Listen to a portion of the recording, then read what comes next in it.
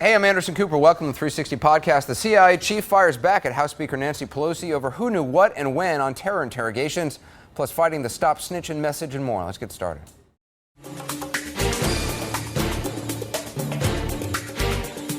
Who is lying? Nancy Pelosi, the most powerful woman in Congress, or the head of the CIA? Tonight, Pelosi and CIA Chief Leon Panetta are locked in a battle over what she knew about waterboarding during the Bush administration. And we don't yet know who it is. Someone is not telling the truth. Tom Foreman tonight, keeping him honest. Someone is not telling the whole truth, but who? Trying to track that down starts with a briefing the CIA gave to Representative Pelosi in the fall of 2002. As a leader of the Intelligence Committee, she insists she was misled in that meeting about when or even if harsh interrogation techniques were used against suspected terrorists, including al-Qaeda leader Abu Zubaydah. Those briefing me in September 2002 gave me inaccurate and incomplete information. The only mention of waterboarding at that briefing was that it was not being employed. No way! That is the sentiment from President Obama's own CIA director and Pelosi's fellow California Democrat, Leon Panetta, in a note to his staff obtained by CNN. Let me be clear. It is not our policy or practice to mislead Congress. That is against our laws and our values. Our contemporaneous records from September 2002 indicate that CIA officers briefed truthfully on the interrogation of Abu Zubaydah, describing the enhanced techniques that had been employed. Pelosi has admitted for the first time this week that she was told about the so-called torture techniques back in 2003, but said nothing because of secrecy rules. It is all feeding a Republican frenzy. They see Pelosi tarring Bush officials over the interrogations, but ducking her own culpability. The latest to pile on, former Speaker Newt Gingrich on ABC Radio. I think this is the most despicable, dishonest, and vicious political effort I've seen in my lifetime. At once trying to do damage control and turn up the heat on others, the Speaker issued a late statement saying, in part, my criticism of the manner in which the Bush administration did not appropriately inform Congress is separate from my respect for those in the intelligence community who work to keep our country safe. Still, she remains caught between Republicans who are accusing her of hypocrisy and some of her own Democrats who are wondering why, if Nancy Pelosi believed for 6 years that America was torturing prisoners, she did not sound the alarm. Who's not telling the truth? We still don't know for sure, but it feels like we're getting closer. Anderson? Tom Foreman tonight. Digging deeper now with senior political analyst David Gergen. David, we don't know, but clearly somebody's not telling the truth. Somebody's lying. Absolutely, Anderson. This is a remarkable story. Two Democratic heavyweights at sword's point over what happened 7 years ago, not even on Leon Panetta's watch, but when she accused the agency, the CIA, and essentially the professionals at the CIA of lying, which I think may be in violation of the law. He rose to the defense vigorously today, and it's caused this storm. Now, I have to tell you, Anderson, I doubt we will ever know for sure who's telling the truth. Really? You don't think we'll ever get to the bottom of it? Why? I doubt it, because I think it's in her interest, and I think Leon Panetta would probably go along with this, to put the squabble behind them as quickly as possible.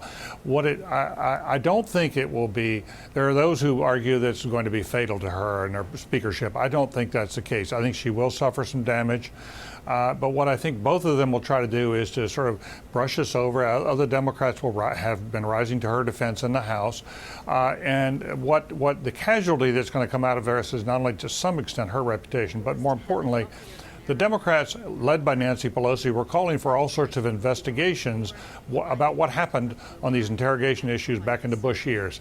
I imagine they're going to call off those calls now, because if they're going to have an investigation of what Republicans are doing, today's controversy will ensure that they have to investigate what she was told and when, and that's not in her interest to continue this, nor is it in the president's interest. But I mean, isn't that just incredibly cynical and just kind of, I guess, typical, I guess a lot of people would say about Washington, that I mean, she basically accused CIA officers of going to Congress and lying to their faces, misleading them, which is, I mean, that's a huge deal. And if that is true, the public should know about that, because that needs to be rectified and that needs to be stopped. And unless a light is shined on it, it won't. And if it's not true, then that says an awful lot about Nancy Pelosi.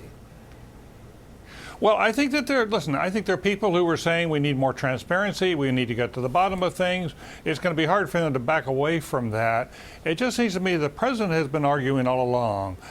This is the past, we need to point to the future. And her statement tonight, the one she just issued, as Tom Foreman said a short while ago, really says, I don't want to continue this fight, let's move on to the future. But is it cynical? Of course. But, this is Washington politics. If the Republicans were now in charge of the Congress, of course, they would have hearings and they would get into this. But with the Democrats in charge, it's in the nature of of a party that's in power when things come up that are inconvenient, to explore them very deeply. Nancy Pelosi has said, though, that she wants, a Truth and Reconciliation Commission, investigations into this. Do you think she doesn't really want that? Because any investigation into this would look into whether or not she was telling the truth, what she knew and when she knew. Well, I think that I imagine her calls for this will grow fainter and fainter over the next days. Her primary interest now is to get back to the agenda at hand of the economy, a health care bill, an energy bill. It is not to do this. Now, she was on the warpath, but she's gotten caught in a series of situations where, look, let's not. Nancy Pelosi may well be telling the truth. After all, Senator Graham, a Democrat at that time, recollects in a different briefing about the same time he was not told about waterboarding. There are other Democrats who've said that they were not told. So, the truth may be on her side, but I just don't think she wants to open up this investigation and be on the griddle for a while. That will weaken her hold as leader and her capacity to get the agenda done. It's so fascinating to me, as someone who's outside of Washington, to see a situation. It's rare you see a situation where clearly somebody is lying, somebody's not telling the truth, and yet That's right. We all know this, we all see this. This is being seen around the world right now. And we also, based on what you're saying, kind of think it will never be found out because no one really wants to know. These people in Washington don't really want to know because it's not in either of their interests, and they're willing to just kind of move on. And then these kind of things happen again. Lies keep getting told. Well, but I understand. I think you're basically right, but it is possible these things happened 7 years ago. People's memories, change. You can convince yourself something happened 7 years ago, and it was black, and you may remember it as white. So it may be that she's wanted to convince herself of this for a long time. I'm not so sure it's outright lying by one or the other. What I do know is that she impugned the honesty and the professionalism of people at the CIA, longtime professional CIA officers. They came up there in good faith to brief her and to others. And when she did that, she threw down the gauntlet, and Leon Panetta had to pick it up. Yeah. But I'm just telling you, as in so many things in Washington, it takes a long time to sort out the truth. There are no direct paths to truth in Washington on these controversies. Yeah, it's a good phrase, no direct paths to truth. That's a sad statement, I guess. David Gergen, appreciate it. Thank you, David. An important new update on a story that we've been following for some time in this program, the destructive and dangerous effort by rappers and criminals to stop people from cooperating with police. They're calling anyone who cooperates a snitch. Now, the Stop Snitching message is fueled by DVDs like this one. It's also worn on clothes. It's embraced by some hip-hop stars. Some of the witnesses are threatened, some warned. Tonight, prosecutors in Baltimore say one was murdered for trying to tell the truth. In just a moment, we're going to talk to a congressman who's pushing legislation to better protect witnesses. But first, Joe Johns has this report.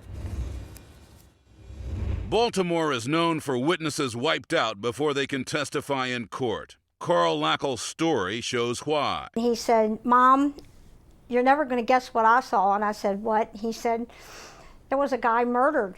And I called the police. And I said, "Oh, Carl, what did you do?" Because I knew that was not a good thing. Okay, being up in the city. I just knew. And he said, "Mom, I'll be all right."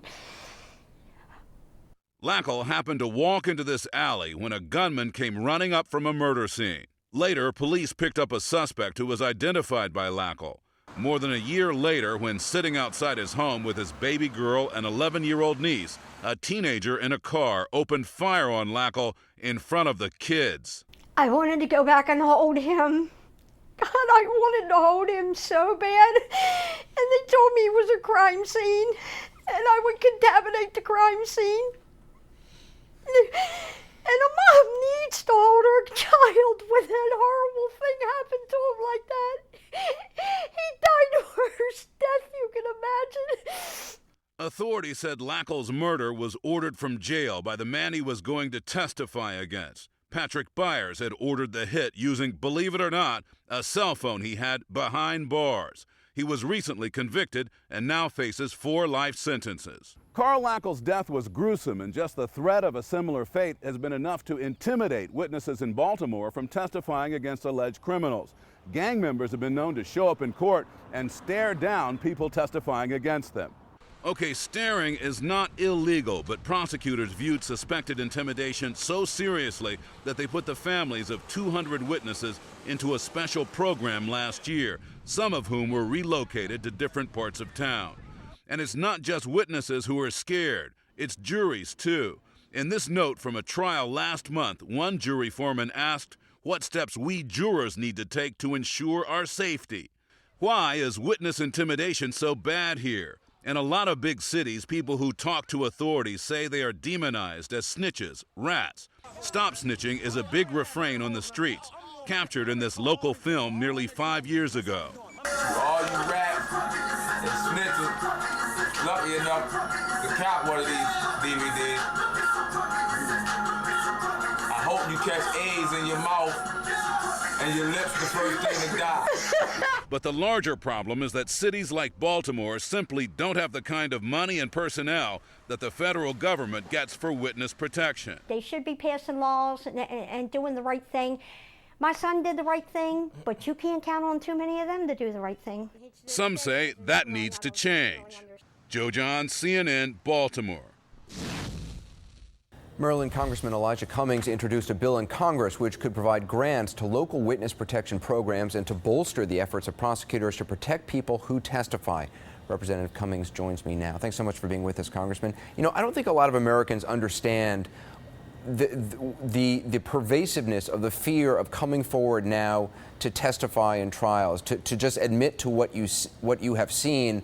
And a lot of it, I think, is based on this whole stop snitching, these DVDs, this whole marketing, especially in African-American communities, which is essentially telling people, don't talk to the police, don't talk to authorities if you have seen a crime. How pervasive is that attitude of don't be a snitch?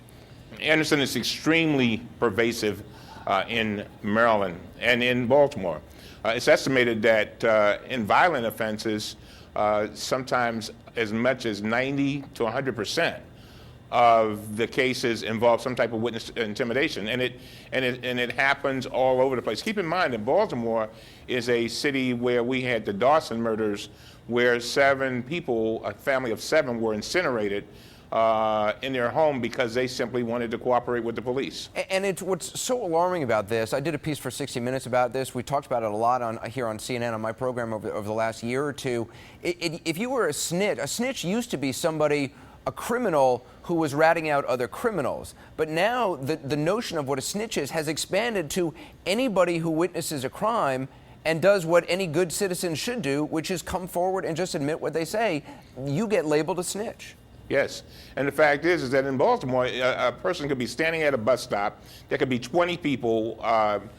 Somebody could come up, kill one of the people. Everybody knows who did it, and nobody will tell. Nobody. And you have even been targeted in one of these Stop Snitching videos by name. They were very critical of you. That's right. Our state's attorney, Patricia Jessamy, and I did a commercial, Anderson, asking people to cooperate with the police.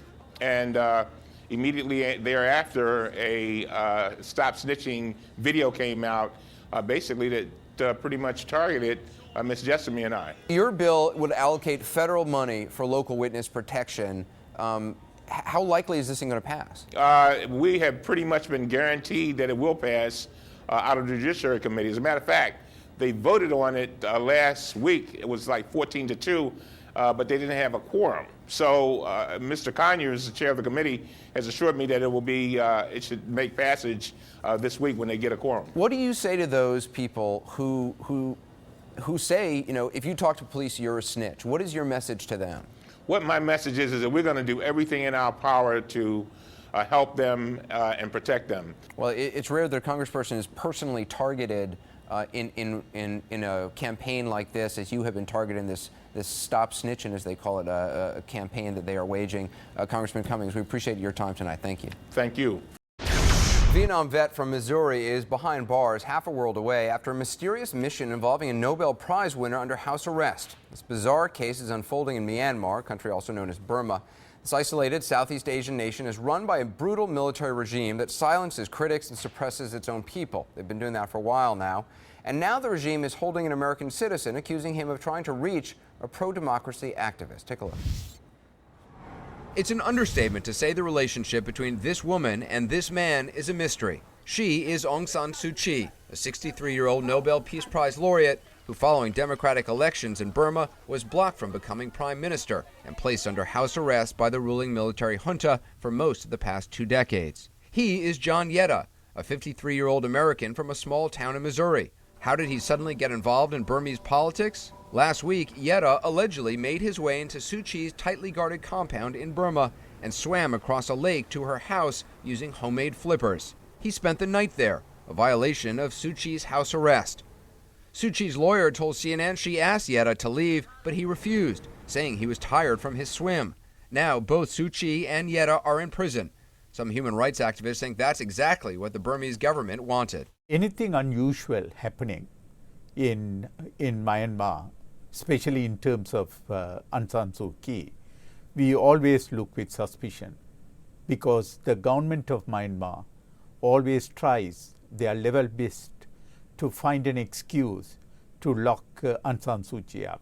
T. Kumar, himself a former political prisoner, has studied Burmese politics for more than a decade. There are all kinds of conspiracy theories floating around. One is, of course, whether he is working with the military. We don't know.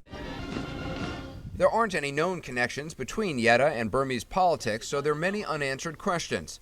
Among them, how was the unemployed Yetta able to pay for his trip from Missouri to Burma? How did he enter a country known for being strictly closed to foreigners? And how could he sneak undetected into Suu Kyi's heavily guarded home? Reports say Yetta, who's a Mormon, told Suu Kyi he came to pray with her. Friends and neighbors describe him as friendly and intelligent, but also reclusive. I would say around here he pretty much sort of keeps to himself. He has his own, I don't know if agenda is the right word, but he has his own priorities and he's working toward those. Neighbors say Yetta, father of 7 children, was writing a book on faith-based heroism. It's also reported he attempted to reach Suu Kyi last year, but was unsuccessful. Yetta could face 15 years in prison for immigration violations and trespassing. Activists say the timing of this incident could not be worse. If Suu Kyi is convicted, which is almost a certainty, she'll be unable to be a candidate in next year's elections. They are using an incident to punish the victim, thereby also ensure that Aung San Suu Kyi is not free for the upcoming elections. Suu Kyi begins trial on Monday, a lengthy process according to her supporters, who've little hope she'll be dealt with fairly. Yetta's trial also starts Monday. He's yet to be given an attorney. Grammy Award-winning singer-songwriter Aung Difranco is also an activist and outspoken on Burma's treatment of opposition leader Aung San Suu Kyi. Aung Difranco joins me now from New Orleans. You've been a vocal in your support of Aung San Suu Kyi for a long time. There are a lot of people, though, in this country who don't really know her story. Why is she such an important figure? Well, I think her situation is sort of analogous to Nelson Mandela. You know, she is the leader of the democratic movement in Burma. She's been awarded the Nobel Peace Prize. She's an incredibly inspirational figure, I think, for all people, not just the people of Burma. She's been confined to her home, a home which is literally crumbling around her for 13 of the past 19 years. I mean, this is a woman who was elected to run this country, and yet she hasn't been given that opportunity, and she's been a prisoner for 13 years. I mean, it's just extraordinary. It is extraordinary. Yes, her party was elected democratically in 1990, I believe, against all odds.